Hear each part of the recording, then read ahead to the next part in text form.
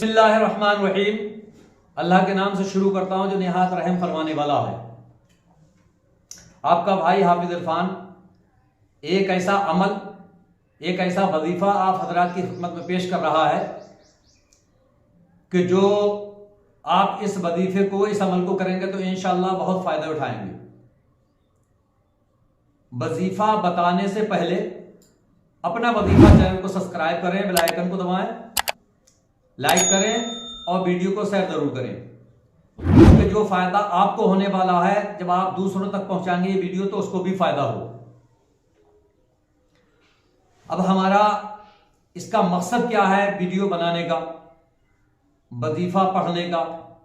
अक्सर आपने देखा होगा कि बहुत सारी हमारी बहनें बहुत परेशान हैं, इतनी परेशान हैं कि उनके औलाद नहीं है, ला औलाद है। वो बहुत सारे करने धरने वालों के पास चक्कर लगाती हैं, पीर फकीरों के पास चक्कर लगाती हैं, लेकिन कोई फायदा हासिल नहीं होता है। हकीमों के पास जाती हैं, डॉक्टरों के पास जाती हैं, लेकिन उसके बावजूद भी उनको वो खुशी हासिल नहीं हुई जो होनी चाहिए।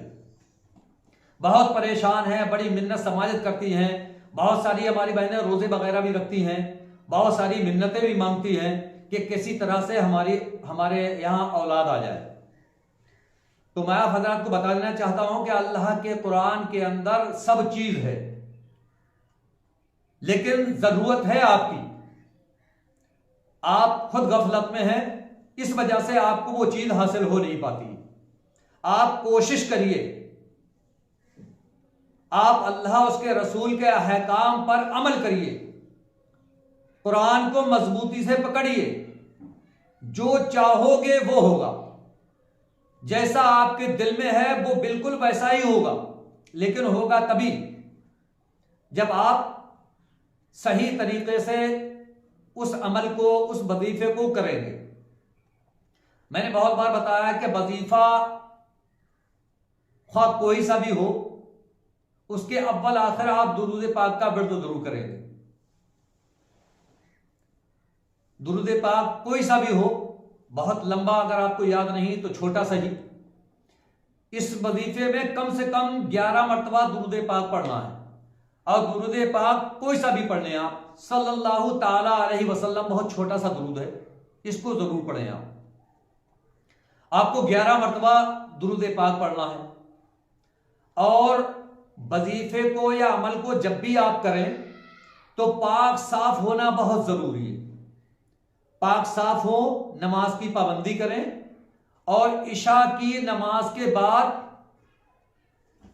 आप नमाज से फारिग हो जाएं, मुसल्ले पर बैठें और खुशबू वगैरह लगाएं, कबला रूह होकर बैठें। आपको करना क्या है, जब किबला रूह आप बैठ जाएं मुसल्ले पर, फिर आपको करना यह है कि तस्बीह हाथ में ले लें। अगर गिनती नहीं आती है तो तस्बीह हाथ में ले लें,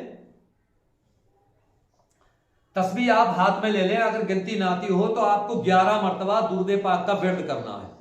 सल्लल्लाहु ताला अलैहि वसल्लम, सल्लल्लाहु ताला अलैहि वसल्लम, सल्लल्लाहु ताला अलैहि वसल्लम 11 मरतबा आपको पढ़ना है। 11 मरतबा पढ़ने के बाद फिर आपको क्या करना है, आपको सूरह यासीन शरीफ, बड़ा मशहूर और मारूफ सूरत है, कुरान का दिल भी कहा गया है इसको। सूरह यासीन शरीफ को आपको पढ़ना है। पढ़ने का तरीका क्या है, सूरह यासीन शरीफ जब शुरू करेंगे आप 11 मरतबा दुरूद शरीफ पढ़ने के बाद, तो आप एक अनार उससे पहले लेंगे। एक अनार, उसके 4 टुकड़ों के एतबार से आपको काटना है। अनार को उसके 4 टुकड़े करना है अनार के, लेकिन नीचे से लगा रहे, ऊपर से थोड़ा ऐसे फैल जाए, अलग हो जाए, और वो आपको अपने पास रखना है। अब आपको क्या करना है कि दुरूद पाक 11 मरतबा पढ़ लिया, अनार आपके पास में रखा हुआ है, और आपने सूरह यासीन को शुरू कर दिया। अब जब पहली मुबीन आएगी सूरह यासीन शरीफ में, सब जानते हैं कि 7 मुबीन है, लफ्ज मुबीन 7 जगह आया है।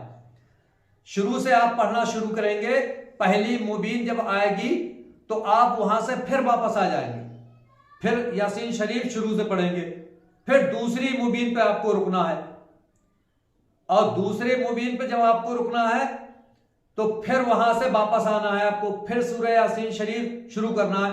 लेकिन हर मुबीन जैसे आएगी उस अनार को ऐसे उठाना है और उस पर 3 फूके मारना है। आपने समझ लिया होगा कि जब पहली मर्तबा आप शुरू करेंगे यासीन शरीफ तो पहली मुबीन आएगी तो अनार को उठाएं और फूक दें 3 मर्तबा, फिर वहीं रख दें और फिर वापस हो जाएं। फिर यासीन शरीफ शुरू करिए आपने और दूसरी मुबीन तक पहुंचे, और पहुंचने के बाद में फिर अनार को उठाया, 3 बार उस पर दम कर दें, फूक दें, फिर आपको वापस आना है। फिर ने आपने शुरू करा यासीन शरीफ को और तीसरी मुबीन पे आप पहुंचे, आपने अनार पर दम किया यानी कि फूका, और उसके बाद में फिर आपने यासीन शरीफ फिर से शुरू करनी है, फिर चौथी मुबीन पे पहुंचना है, फिर वापस आना है, फिर यासीन शरीफ शुरू करेंगे आप, फिर 5वीं मुबीन पे पहुंचना है, फिर वैसे ही अनार पे फूकेंगे और वापस आएंगे, फिर आपको 6ठी मुबीन पे पहुंचना है और अनार पे दम करना है, फिर आपको वापस आना है। ऐसी 7 मुबीन पर जब 7वीं मर्तबा पहुंचेंगे तो उस पर दम करेंगे अनार पे, और फिर से आपने फिर से वापस आना है और फिर पूरी यासीन शरीफ को पढ़ देना है आपको, पूरी यासीन शरीफ को फिर से शुरू से पढ़ देना है आखिर तक। फिर अनार को आपने उठाया और उस पर फूका 3 मर्तबा, फूकने के बाद फिर आपका वजीफा अभी इख्तिताम नहीं हुआ है, फिर आपको दुरूद पाक पढ़ना है, दुरूद पाक पढ़ने के बाद आपका वजीफा खत्म हो गया। अब ऐसा आपको कब तक करना है? ऐसा आपको अब ये आपने कर लिया, करने के बाद फिर आपको शाम को सोने से पहले 1 टुकड़ा आपने खाना है और 1 अपनी बीबी को खिलाना है। कि ये अमल मर्द भी कर सकता है और औरत भी कर सकती है। अगर मर्द कर रहा है तो 1 टुकड़ा खुद खाए, 1 अपनी बीबी को खिलाए, और बीबी अगर अमल कर रही है तो 1 टुकड़ा खुद खाए और 1 टुकड़ा मर्द को खिलाए। और ये अमल जब आप करेंगे तो आपने ये खूब पता होना चाहिए कि जब तुम्हारी बीबी फारिग हो जाए, महीने से फारिग हो, नहाए, उसके बाद ही ये अमल शुरू करें आप, और 1 टुकड़ा आप खाएं, 1 अपनी बीबी को खिलाएं, ठीक। फिर उसके बाद में दूसरे दिन को भी आपको ऐसा ही करना है कि 1 टुकड़ा आपने खाना है और 1 अपनी बीबी को खिलाना है, और टुकड़ा पहले दिन खाने से के बाद आपको दोनों को मिलना है।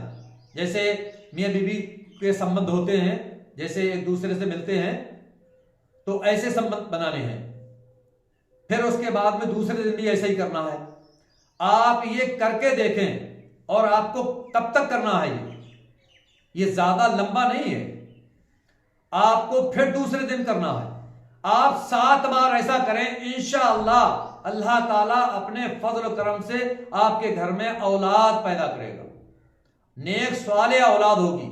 और ये ऐसा वजीफा है, एक बार आप करके देखें, इंशाअल्लाह मैं उम्मीद करता हूं कि इसके करने वाला अभी तक ना उम्मीद नहीं हुआ है, मायूसी नहीं आई है, इंशाअल्लाह उसकी सारी मुरादें पूरी हुई हैं और औलाद इंशाअल्लाह अल्लाह ताला के फजल करम से उसके घर में औलाद पैदा हुई। इस वजीफे को करें, इंशाअल्लाह लाभ उठाएं और हमारी वीडियो दूसरों तक पहुंचाएं। अस्सलामु अलैकुम व रहमतुल्लाहि व बरकातुहू।